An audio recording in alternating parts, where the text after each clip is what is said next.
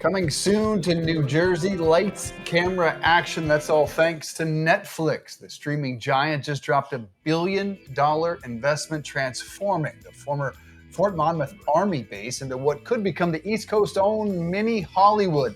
Could be a game changer for the real estate market when it opens in 2028. And joining us now is realtor Marc Lawrence. Very exciting news about this. So how big of a boom could this bring to the region? A lot, actually. I mean, $1 billion investment by a major company like Netflix, which is bringing 12 sound stages to the Monmouth area, which means a lot of jobs, a lot of money spent down there. Celebrities, that's the exciting part for some people, and it means higher prices in the real estate market.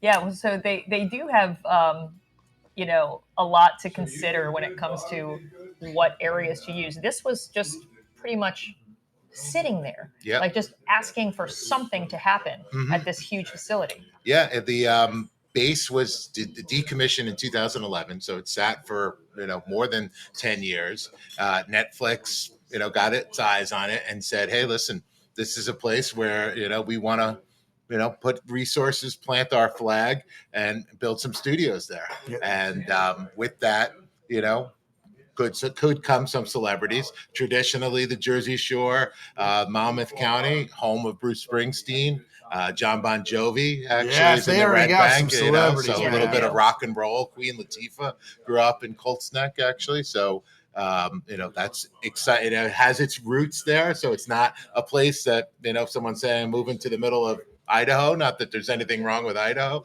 but Jersey Shore, close to New York City as well. So good news, bad news. What does this typically mean for real estate values all around the new Netflix HQ? Mm-hmm. So I spoke to actually some realtor friends yesterday just to do some research further on it, and they say that listings are moving quickly, that a lot of them are getting multiple offers and going over the asking price. So you're starting to see that more, in the area. And that's a pretty big area. Monmouth is actually a large county, not far from here. And it's got, beach access, which is really nice. Rumson traditionally is a very expensive community, but there's other communities there too, like Asbury Park, Long Branch, which has been up and coming for a number of years. So, definitely I think the houses are going to see. When I say good news, bad news, if you're wondering, the bad news side of this is a lot of people that have been there for 20, 30, 40 years can't afford to stay there any longer because their property values jack up and therefore their taxes do as well. So they're kind of forced to sell. I've seen that in my own town, which is, again, the double-edged sword too. Right. Well, the cost of living right now, I was talking yesterday with a realtor friend. He's got an entry-level listing, for 1.6. So now, if you're a first-time home buyer, you got to have a high-paying job to afford that, and have some money in the bank because you got to put some money down as well. All right. So what's on the market now? So on the market now, I mean, one that's been on the market for about a year, which is pretty amazing, and maybe now there's a celebrity who wants to buy it. There's a Colts Neck equestrian estate, and horsies. That one is it's got 160 acres of land. It's been on the market for $27.9 million. It's 25,000 square foot home. What was the number? 27.9 million. They think they lowered the price a little bit since it first came on the market. Who used to own? I mean, was this a private residence or? It was a private residence by the Vukovic family. They, obviously they like their horses because I think they have a stable, for horse breeding, training. So horses are a very important element of that. Colts Neck in general has a big horse.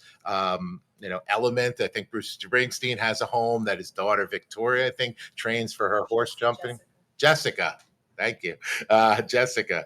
So Jessica trains, for horse jumping there. So, I mean, that is a beautiful home that somebody will be lucky to be living in. I don't think it's going to be any of us. The K-pop Demon Hunters really ought to move in there. I mean, that's the biggest celebrity on Netflix. I mean, they're not real, but that could be. Yeah, they're the only ones that can afford that. Yeah, exactly. Yeah, that could definitely be. In Rumson, their house for about $4.7 million on the market. That's kind of a regularly priced house in Rumson. And my friend Gianni Augusta's got a home that just came on the market for 1.599.